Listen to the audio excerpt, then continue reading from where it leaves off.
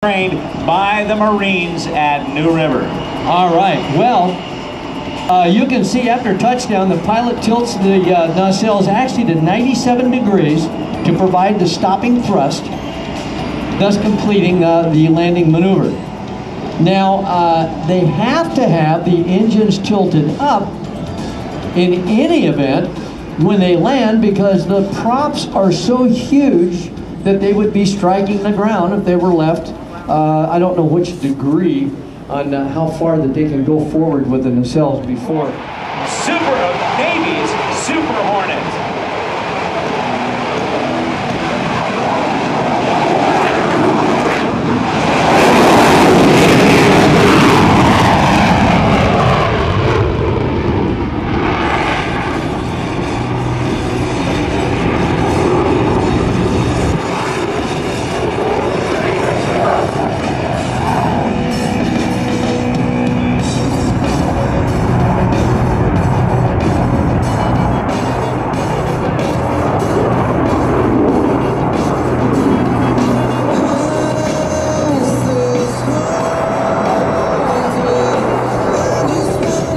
Gentlemen, the Super Hornet is unique in its ability to operate at slow speeds and high angles of attack. You can observe how it rotates 180 degrees.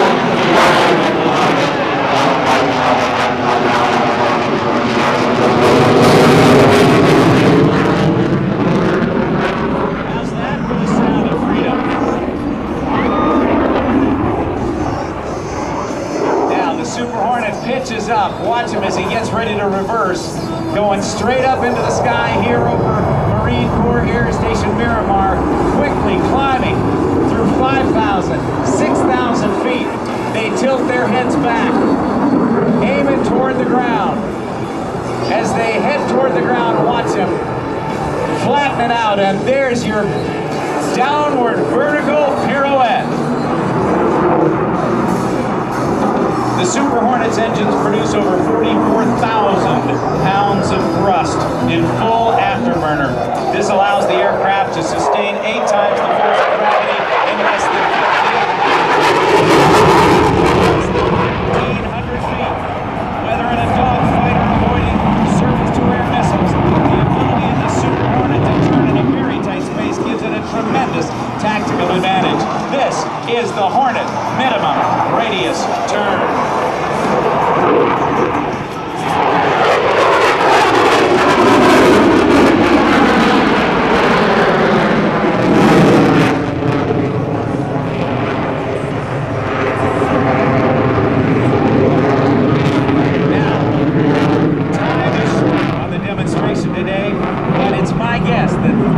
Set up now for a high-speed pass to an idle vertical climb. During this maneuver, it's going to accelerate and approach at nearly the speed of sound, Mach 1, demonstrating the use of speed to surprise an enemy. Be very careful not to exceed that speed because the subsequent sonic boom would shatter all the windows of cars and buildings in the surrounding area. As they pass in front of you, Lieutenant Turner will pull the aircraft into the vertical and quickly point the jet back at the earth. Here comes the high-speed pass to the idle vertical climb. Oh, look at that.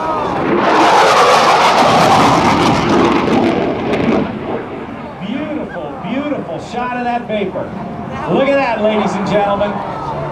Straight up, 4,000, 5,000, 6,000, 7,000 feet above the ground. Pulls it hard. The dual fly-by-wire flight control systems now allow that Hornet to turn on a dime and give you 9 cents change.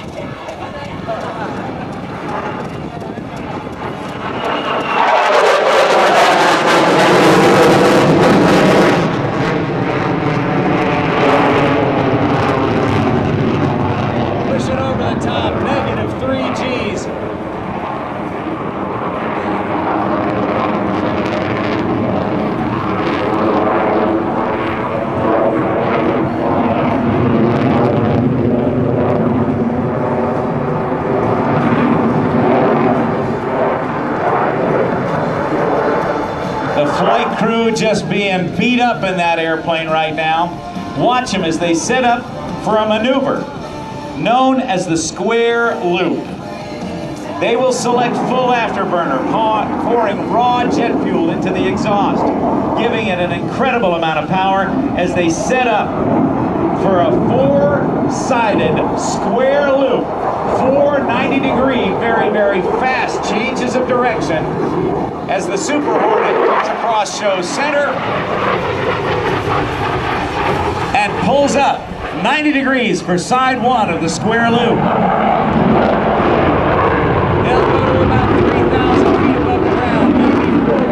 They will plug in for side two with a 90-degree change of direction. They'll pick up some more speed as they go across the line. They're upside down. Here's pull for side three, straight at the ground, and Miramar's getting real big in the windscreen right now. And there you see, side four. Now watch, as they finish this, they're going to set it up for what is known as a loading roll. Watch the nose stay in place as the tail rotates around it. How about that, ladies and gentlemen? Put your hands together for the Super Hornet from the United States Navy, Naval Air Station Lemoore. Now, as the aircraft approaches again, this time from the right, the crew will accelerate the aircraft to 450 knots over 525 miles per hour.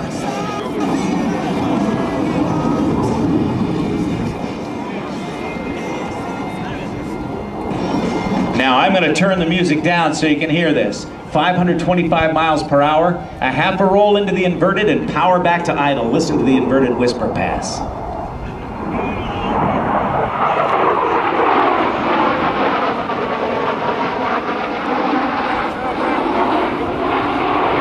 And now the power will come back on. Lieutenant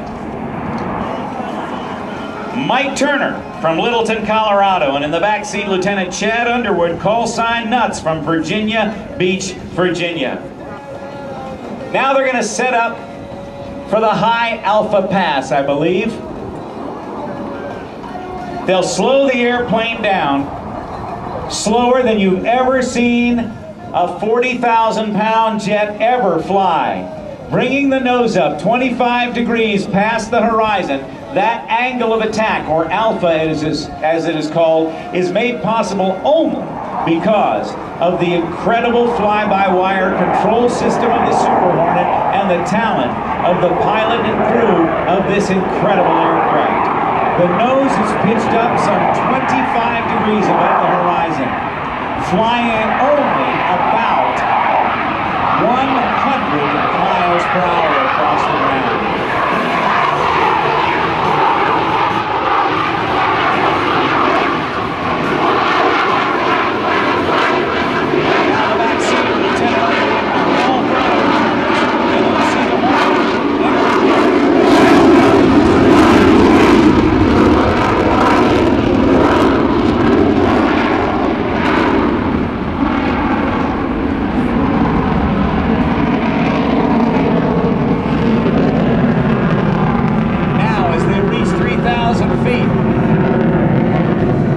They'll turn the airplane over in a half a roll and perform a half of a vertical S called a split S maneuver.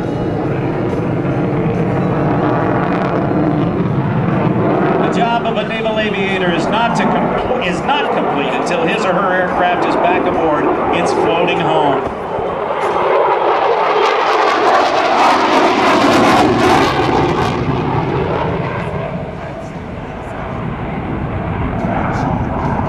The approach to the carrier is often the most dangerous part of the naval aviator's mission. Landing your aircraft at 130 miles an hour on a few hundred feet of moving ship is extremely challenging and a matter of pride. From the left, at 600 miles per hour, inbound, the Navy's Super Hornet and the carrier brake.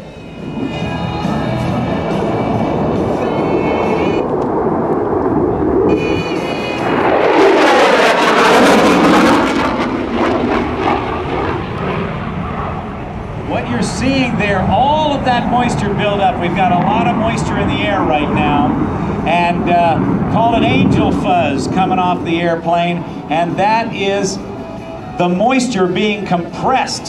Spend most of their time teaching new pilots and weapons systems officers how to employ the Super Hornet. Currently, there are 8 operational Super Hornet squadrons in the Navy, and the aircraft has been flown extensively in operations enduring freedom and Iraqi freedom. Thanks also to the dedicated maintainers from Naval Air Station Lemoore, those petty officers, those sailors who have worked so very, very hard at it.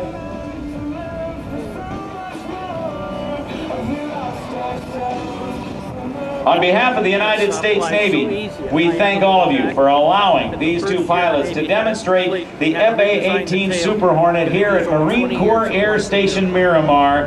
I hope you will give the crew of the Super Hornet, Lieutenant Mike Turner, call sign Tina, and Lieutenant Chad Underwood, call sign Nuts, the crew of the Super Hornet. I hope you'll give them a great round of applause as they touch down here on runway 24.